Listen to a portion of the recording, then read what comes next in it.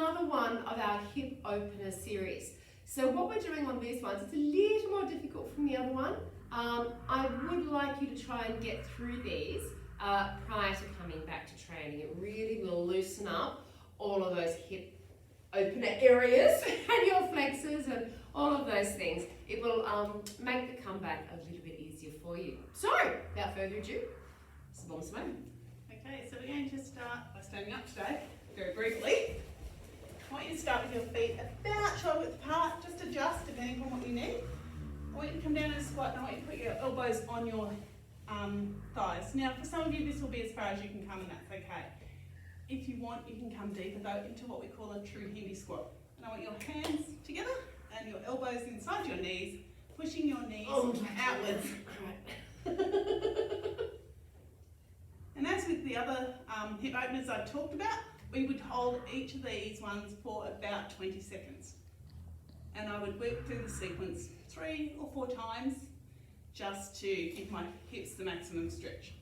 From here, we're going to take my right shoulder and I'm going to twist it towards my left knee.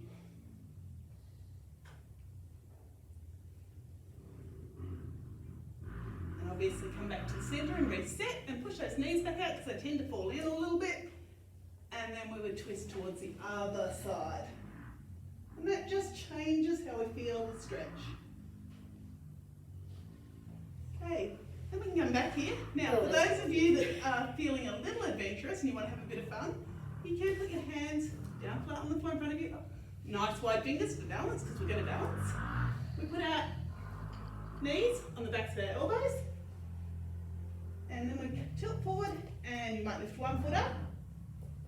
Or if you're really good, there you go, 2 feet. Just be really careful that you don't come all the way forward and smash your head on the ground. Yes. And then come back down. Okay, from here, we're just going to sit straight down.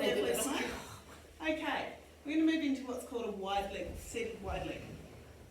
So, you might want to lift yourself up, push those hips forward or back so that you're on those seat bones quite nicely and you're sitting nice and tall. Now, we're going to take a deep breath in, and as we breathe out, we're just going to fold forward. So, breathe in, and coming forward, and breathing out. Now, every time you breathe in, you can come up just a little bit, and then you can breathe out and maybe go a bit deeper into this. Try and hold it for about 20 seconds. From there, we come up, and this one should be nice and familiar. We're going to take our left hand and thread it under, our right hand, and come over.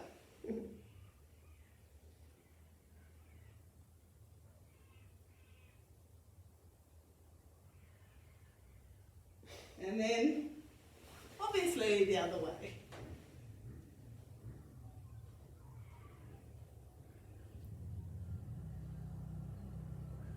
And when you've held that for 20 seconds, we'll do our final little bit. Now, this one you might want to fold your mat in half, long ways, just to protect your knees a little bit. And put our knees out wide on the mat. I want you to make sure that your ankles are wider than your knees to start with. And we're going to come down onto our elbows. Now, just rock backwards and forwards till you find that spot. There'll be a spot where you go, oh yeah, that's it, I found it. You'll know it. Hold that for 20 seconds. So I don't know whether any of you can hear that really zen motorcycle ambiance we have going here, but it's adding to it. Truly zenful. Okay, and our last step is to bring our feet, our heels, in towards the centre. Now if you can get them to touch, great. If you can't, that's okay. Now, taking your right hand, I want you to thread it through. You come down low, get your shoulder as close to the floor as you can, and then sort of draw that right shoulder back away from where you are. And you should feel the stretch just shift.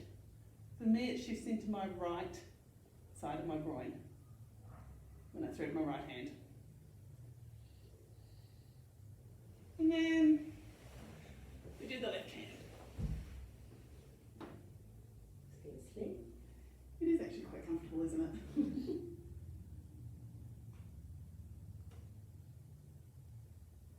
And then we come back to the centre.